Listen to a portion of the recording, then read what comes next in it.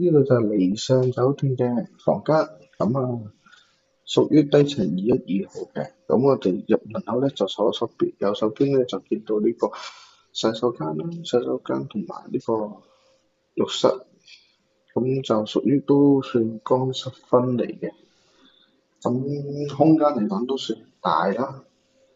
咁而裏邊咧洗手盆上邊咧都會有提供埋洗手液同埋一個直身棉綿嘅。咁仲有風筒提供。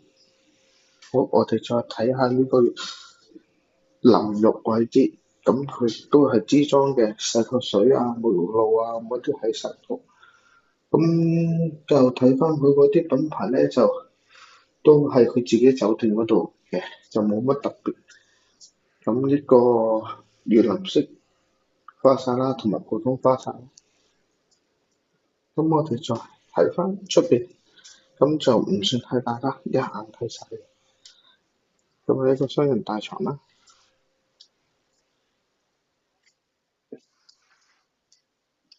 咁就一個大概40零寸電視機度，咁而飲包嗰度咧會提翻兩支水啦，有翻呢個嘅茶杯啦，有咖啡啦。咁櫃桶呢邊個夾萬喺度，咁而下邊咧櫃嗰邊就有翻呢個有個磅喎，咁同埋有啲一次性嘅拖鞋咯，咁就防毒面罩嘅。其實大陸好多都有防毒面罩㗎啦。咁另外一邊有個櫃，咁得意啊！佢有呢個請你飲喎，咁究竟請你飲係點樣咧？喺嗰邊，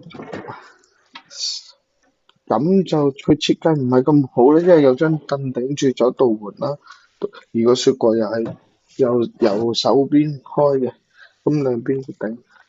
哦，請你飲就兩支凍水啊，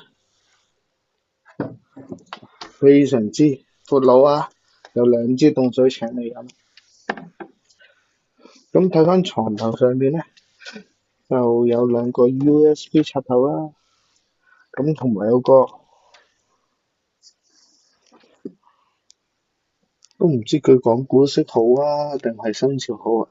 有個 USB 嘅類似鬧鐘嘅物體，但冇電嘅，唔知我嚟做乜。咁另外有個櫃咧，打唔打得開？哇，好難打開啊！撳入去彈出嚟，係啦，哇，乜都冇嘅，咁可以擺翻啲私人嘅嘢啦，幾特別。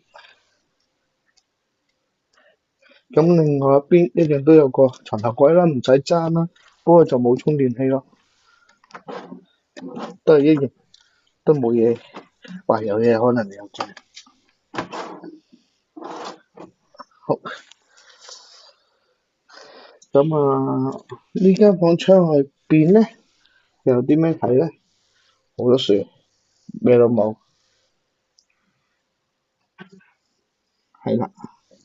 咁因為都係屬於低層啦，佢都唔見到有啲乜嘢特大嘅空間。